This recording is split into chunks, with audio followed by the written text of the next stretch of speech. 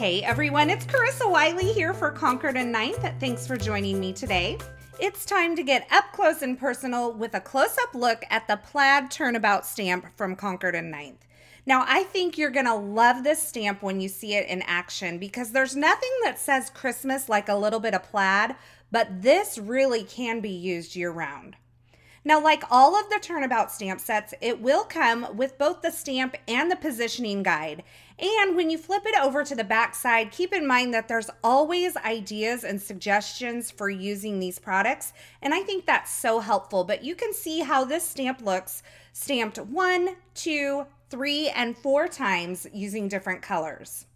Now, I've created a few samples here using some different color palettes. Most of them are holiday themed, but check this out. When I stamped this on some peacock cardstock using black, peacock, and white pigment ink, it is absolutely beautiful for a masculine card. And I think this color combination here is one of my favorites. I'm going to show you that here in just a bit. Now, I've used a lot of blacks and pinks in these samples here, but I wanted to show you this one in particular because I actually only stamped this 3 times. And you can see that the plaid look is not quite as full as the other versions that I stamped. Now, there's no substitute for seeing a Turnabout stamp in action, so we're gonna watch it come together today. I have my Turnabout jig here in my MISTI stamping tool, and I've just added a little bit of adhesive on the back of this white cardstock from Concord and 9th. This is cut to 5.5 by 5.5 inches, and I'm starting with my first stamping, and I'm going to ink up the stamp in ballet slipper ink. Now, keep in mind, you can drastically change the look of these Turnabout stamps depending on the colors that you use or the number of times that you stamp it. So the possibilities really are endless. And as you saw in my first examples there, you don't have to just use Christmas colors or holiday colors with this Plaid Turnabout. You can make it work year round. So that is my first stamping in ballet slipper. Now I'm going to turn this 1 turn. The number 2 at the top of my jig is now in the upper right-hand corner, and I've cleaned my stamp and I'm inking it up with some black pigment ink. I'm going to ink up my stamp really well. I'm going to make sure my jig is tucked into the lower right-hand corner of my MISTI stamping tool. I'm going to press that down, and now you can see what this stamp looks like when it's just stamped twice. Now, the great thing about using a MISTI stamping tool is that you can re-stamp if you need to, and I did double stamp that black color there on that second turn.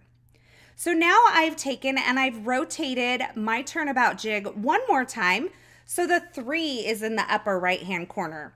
This time I've cleaned my stamp and I'm inking up with the Concord and 9th Evergreen ink. Now this is definitely a holiday color palette here, but it's more Carissa style because I've brought in that ballet slipper, which is one of my favorite ink colors in all of the land.